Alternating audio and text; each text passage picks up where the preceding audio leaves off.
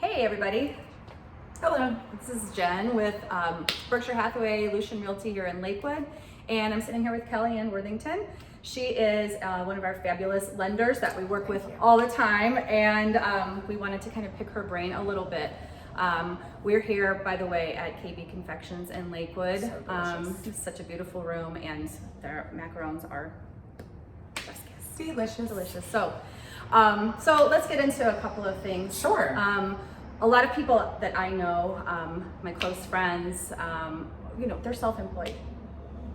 Can I get a mortgage loan as a self-employed person? Right, so the answer is yes, but you just have to be ready to provide a lot more documentation, and you need a little bit more time to get pre-approved. So one of the things I always tell realtors that I work with is if you know that you have a buyer that is self-employed, and you know that they are going to want to buy a home, it is very important, even if it's a year in advance that you know that they're looking to buy, you want to get them in touch with the lender. And the reason why that's so important is self-employment has very specific rules in regards to income that we can use.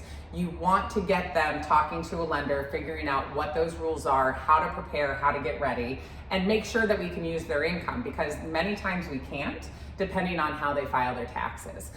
So let's talk about first what self-employment means. Sure. So self-employed borrowers are any borrower that does not get a W-2 for their employment, whether it be part-time, full-time, W-2, it doesn't matter. But anybody who does not get a W-2 from their employer is a self-employed borrower, meaning you're a 1099, a Schedule C, a Schedule K, you're a partnership, an LLC, anything where you don't get that standard W-2 form, you're considered self-employed. Also, a lot of times attorneys, if they have profit sharing or have an investment part of their income that comes from the whole firm, right, that's considered self-employment. So it's very important that you figure out, how do I get paid? Because a lot of times borrowers might not even know how they get paid. I've had that happen before. They think they're one type of payment and they're really another. So that's step one, is figure out, how do I get paid? How do I file my taxes, right? So then step two is, number one, documents. So when you're a self-employed borrower, there's three basic main points of documents you're gonna have to provide. Number one are your 2 most recent years of tax returns. Now, there are a few caveats to that. If you have filed self-employment for your specific company at least the past 5 years and you're on to year 6, there are some times that we can use just your most recent tax returns, but that's something that you really want to speak specifically to a lender about. So for this example, we'll just say your 2 years of tax returns, because that is the most common. So you need your 2 most recent years of tax returns filed. Number 2, you are going to need to provide a profit and loss statement. And what a profit and loss statement is it shows from January of the year you're in up until whatever month you're applying, what your profit that you brought in is, and any losses that you have incurred, so that we can see what your business is currently doing compared to the previous 2 years. And then the third item that you have to provide are your 3 most recent months of business bank statements. So if you're somebody who is self-employed, I was self-employed for 16 years, so I have a special place in my heart for self-employed borrowers, but I do know a lot of self-employed borrowers tend to just put their money into their personal bank accounts. You want to make sure that when you are going to buy a home, if you're going to plan to use self-employment income, that you have a business bank account and that all of your money comes in and out of that business bank account, because we have to collect 3 months of bank statements from your business account and match it to the profit and loss statement you've given us to make sure those numbers match up. That makes sense. So a lot of times people think they can fudge those a little bit and be like, oh yeah, I make this, but they are going to get checked. And so that's why I say it's important to know that it's going to take more time for a self-employed borrower to get pre-approved. Now, if you have some lenders out there, they'll be like, oh, you're self-employed, tell me what you make, and here's your letter. You want to be very wary of that lender, because you might think you make one number, but in reality, the number we can use for income could be it's a different standard. Yes. Yeah. So when we talk about, so that talks about documents, right? So first, figure out how you get paid. Secondly, get your documents together. But third, it's very important to understand with self-employment that the number that we can use for your income is not your gross income, meaning the total money you make, it's actually your net income. So after all deductions and expenses come out and any losses that you incurred, etc., anything that you wrote off on those taxes, gets deducted, and then we have what's called your net income. Your net income is the money that we can use. So a lot of times I'll have borrowers and they're like, well, I made $100,000 last year. Well, you claim $20,000 on your taxes. Right, right. So we can use the $20,000, not the $100,000. So it's just very, very important to know, if you are a self-employed borrower watching this and you are planning to buy a home in the future, just know that the 2 years that you file taxes before buying a home, don't write off things that you don't have to write off. Claim the income, pay the taxes. You cannot double dip. You can't write everything off, but then say, oh, but wait, I really made all of this money. So it's just important to be aware of that. The joys of being self-employed. Right, but self-employment doesn't have any difference in regards to buyers. So you don't have a different credit score requirement. You don't have a different down payment requirement. Just a lot more legwork. It's just a lot more legwork and a lot more documentation, and you have to be ready for a lot of questions. You have to be prepared. Yes. Okay. All right. Good. That's awesome. Yes. Yeah, I have a lot of self-employed friends, and I think a lot of us increasingly have more self-employed people that we know because. Well, you're realtors. Realtors are self-employed. Sure, but like, people who are in creative fields and whatever. I mean, they're starting. They're just busting out on their own, doing their own thing. Right. So 2 years of tax returns. You got to wait until you have 2 years for the business. Awesome. So another question that I think a lot of people have is about debt to income ratio. Yes. Can you talk a little bit about that? Yeah, so a lot of times people will hear lenders talk about debt to income ratio and they're like, what is that? And it's not your job to know it because it's not a term that you would hear, but it is a very, very, very important term that we use. So your debt to income ratio is at just that, right? It is the amount of debt versus your income. But where the misconception comes is a lot of times people say to me, oh, well, I don't know if I'll be able to do it. I've got $40,000 in credit card debt, right? Well, we're not counting the $40,000 of credit card debt that you have. What we're counting is the minimum payment that company is requiring you to pay on a monthly basis. So I always tell people, when you're getting ready to buy, like the year before you're getting ready to buy, try to get your balances as low as possible in order to get those monthly minimum payment requirements as low as possible. It's not your total debt. It's your monthly minimum payment. I didn't even know that. Yes, so it's very important to understand that you don't have to sit there and pay off $20,000 of credit card debt. You just maybe want to get each of them to a lower amount. Maybe call your credit card company and say, when does my payment amount lower? At what amount? So that you know what to pay it down to get a lower monthly minimum payment. It's also important to know that things like medical bills are exempt from your debt to income ratio. Okay. So if you're sitting there with medical bills and collections, while it probably isn't doing anything helpful for your credit score, when it comes to your debt to income ratio, we actually don't count any of that. So medical bills are completely zero when it comes to your debt to income ratio. Anything outside of medical bills and collections, we take 5% of the total due. Okay. Okay, and then anything that was charged off, we don't count because it was already settled. Okay. Again, not doing anything positive for your credit score, but just not things that are factored in. Another important thing to know is that with certain loan types, if you have, so you have two different types of debts that show up, installment and revolving. So revolving debt is things like a credit card payment or just anything like that, where you could add to it, decrease it, your payment can change monthly. An installment loan is something like a car loan. A car loan has a set number of months, the payments are the same, and the months decrease as you pay the car off. If you have debts that are under 10 payments left that are installment, depending on the loan type, we can sometimes completely exclude those and not include them in your debt. So, and then the last thing to know about debt is student loans, right? So many of us in the United States, myself included, had student loan debt, right? So I have a lot of people who think, I've got $100,000 in student loans, I'm not gonna be able to buy a house. That is absolutely not the case. So how it works with debt for student loans is that with FHA, they actually just changed their guidelines in 2021 in such a positive way. So now with FHA loans, if you have $100,000 in student loan debt, we take 1% of that total and divide it in half, and that is the total that we use for your debt. Oh, okay. So you take 1% of your total student loan debt, divide it by 2, and that's the number that we're going to use for your debt to income ratio. If you're going conventional, then it's a little bit different. It depends on the investor. So there's two main investors with conventional loans. Not that this really matters to you, but it's just something to be aware of, to talk to your lender in case they should know about it, but just in case they don't, or call me. So Fannie Mae and Freddie Mac are the two investors that deal with conventional loans.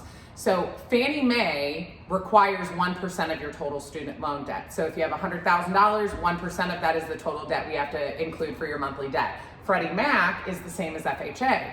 It's 1% divided by 2, or half of 1%. But I'm math, Sure. That's just how I describe it. So, that's where you want to maybe talk to your lender and be like, I want to go conventional. I have a lot of student loan debt. Can we see if we can go through Freddie Mac so that I can use less of that student loan debt towards my thing? So we take all those minimum numbers plus whatever your mortgage payment's going to be, and then we divide that with your income, and that gives us the ratio. What the numbers are, typically, not all the time, sometimes depending on your risk level you can go above them, but the standards are for FHA loans, you can have a debt to income ratio up to around like 55.6. Okay. We don't want it to be close to that, because if anything changes during the That's loan right, process, right. that's where you get in trouble. But that's the highest one, right? FHA is one of the benefits to FHA is you can have a higher debt to income ratio. Okay. Conventional loans, the standard is around 48%. Okay. USDA is typically 40 to 43, depending on your risk level. And then VA is 40 to 43 as well. Okay. So if you have an existing mortgage, that is not part of your debt. That to income 100% is part of your It debt is, to income okay, ratio. okay. Yeah, so it's anything but your mortgage payment will show up on your credit. Okay. So remember, those Oh, monthly yeah. debts are So everything that that's just shows up. That's an installment. But it is important to note, a good lender should ask you if your taxes and insurance are escrowed into that payment, but just tell your lender if you already own a home if your taxes and insurance are escrowed, because you can get into trouble if they're not escrowed and you don't tell them that, and then they don't factor those numbers into your debt. Gotcha. Okay, that's good to know. Yes. Awesome.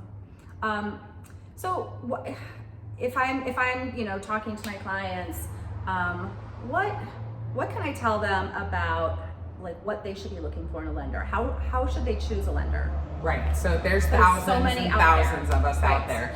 So this is one of my favorite topics, and I mean, I might be a little biased because I really like myself as a lender, but there are some big major things that you want to look at when deciding who is going to be your lender. A lot of times people are so interest rate focused that all they look at is what's the interest rate on the computer, and that's who I'm going to use.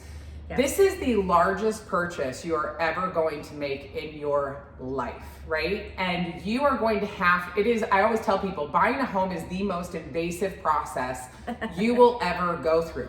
We see everything. Who do you want to be a lender? Somebody you trust and know, or somebody over like 40 states away that you have no clue of, but that's showing a really low interest rate? The important thing to know about interest rates, number one, when choosing a lender, it is not always about the interest rate. When you see interest rates posted online, or lenders like, oh, I'm offering this great low interest rate, you have to know that is for the absolute most best qualified buyer, right? It's called a bait and switch. They get you in by saying, I've got this really low interest rate, come on in. But the reality is that's for like 800 plus an 800 plus credit score, right. a 15% debt to income ratio, Right. $40,000 or more in the bank, which is not the typical buyer, Nope. right? When you come in, that interest rate is not yours. That interest rate is just the rate they're quoting that day, and then you come in and then they lock your interest rate at some point in the loan process, and all of a sudden your interest rate's like a whole point higher than what they advertised. So number one, you want a lender that you can trust, which is why I really say, one, go with, talk to your realtor, right? You're choosing this realtor to help you buy your home. Ask them who they know and who they trust to get the job done, because you can go out and pick Joe Schmo, no offense to Joe Schmo, but what happens is they don't know how they work. And you could have lenders who disappear or don't return calls or are only available specific hours. So it's just, one, it's not about the interest rate. Two, trust your realtor to give you some advice. Number three, look up reviews. If that lender does not have some sort of way for you to find out what people are saying about them, about their experience with them, about how they provide customer service, about how they do the loan process, that is a big red flag. Yeah. A lender should be proud to post what people are saying about them. They should have a site, whether it's, through Google or Zillow or whatever it is, where you can read reviews that people have submitted about the work that they do. The next thing is, what are their hours, right? So a lot of times I have a common question asked of, it's not so much about what lender do I choose, but do I go with a bank or do I go with a mortgage lender? So I'm a mortgage lender, right? I don't work for your local hometown bank. The reason that makes a difference, a bank is under a government umbrella. So their loan officers are not actually loan officers. They're just bankers that are allowed to give you a mortgage loan, where all I do is mortgage. That's it. No checking accounts, no savings accounts, no CDs. We just do mortgages every single day. So it's important to understand that a lot of times the reasons why a lot of local banks have loans fall through is because they don't know the questions to ask. They don't know all the numbers, and they're just kind of pushing your loan along and hoping everything works. They're not specialists. Right. And so you really want to make sure you have somebody, in my opinion, who specializes in mortgages. Also, a lot of banks have a lot of caveats. You have to get bank accounts with them, you have to have auto draws, etc. So you just want to be aware of those differences. The other thing is you want to find out what their hours are, right? When are they available? So for example, I'm available 7 days a week, 8 a.m. to 10 p.m. I can attest to this. So text 24/7. I mean, I've gotten text at 3 o'clock in the morning, but you have a lot of lenders who, and it's nothing wrong with it, but what do you want your availability to be? Like, do you want somebody who you can text? You know, a lot of lenders you can't text and you can only call or email and they'll only respond that way. Or, you know, they want phone calls and texts only, 8 to 5 and, what I call banker hours. Right. But a lot of times things happen in the home buying process, especially in the offer process, where you maybe need a different number over the weekend, or you need to check, a home price is close to your max and do the taxes work. Right. What happens when you can't get a hold of that lender and then you put an offer in and find out you actually don't qualify for that Right, house? you over offered and...